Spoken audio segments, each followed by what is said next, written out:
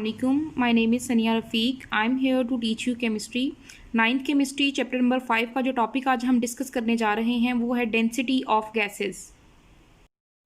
Gases have low density than liquid and solids. जो gases हैं इनकी डेंसिटी सॉलिड और लिक्विड की निस्बत कम होती है. अब डेंसिटी को किससे रिप्रेजेंट करते हैं? स्मॉल डी से.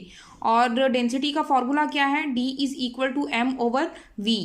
तो यहाँ पे D किसको रिप्रेजेंट कर रहा है? डेंसिटी को, M मास को और V वॉल्यूम को.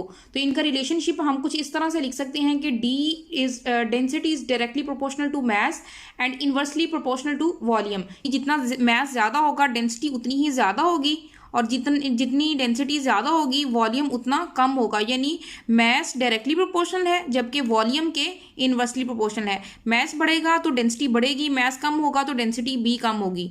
लेकिन अगर वॉल्यूम ज़्यादा होगा तो डेंसिटी कम होगी और अगर वॉल्यूम कम होगा तो डेंसिटी ज़्यादा हो जाएगी. The density of gases is represented in decimeter cube while the density of liquid is represented in centimeter cube. Centimetre cube और डेसीमीटर क्यूब दोनों ही डेंसिटी को मेजर करने के यूनिट हैं. डेसीमीटर क्यूब छोटा यूनिट है और सेंटीमीटर क्यूब बड़ा यूनिट है.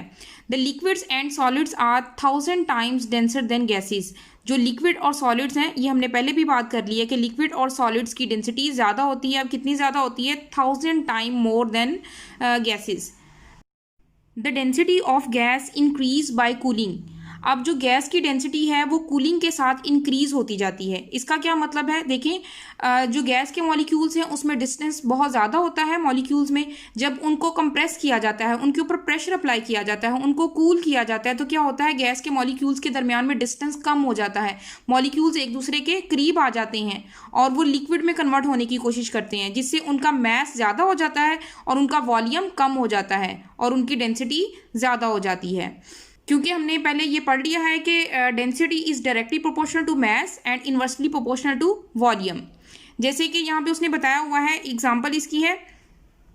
जैसे कि एग्जांपल है, अ नॉर्मल एटमॉस्फेरिक प्रेशर में जो ऑक्सीजन की डेंसिटी है वो 0 डिग्री सेल्सियस पे 1.5 है जबकि 20 डिग्री सेल्सियस पे 1.4 है. यानी जितना टेम्परेचर कम है, कम टेम्परेचर पे वो 1.5 है, ज़्यादा है. जबकि जब टेम्परेचर हमने 20 कर दिया है तो वो कम हो गई है. यानी जितना हम कूल करेंगे, टेम्परेचर को कम करेंगे, उतनी डेंसिटी बढ़ती जाएगी. This is all about density. Thank you very much. अल्लाह हाफिज़.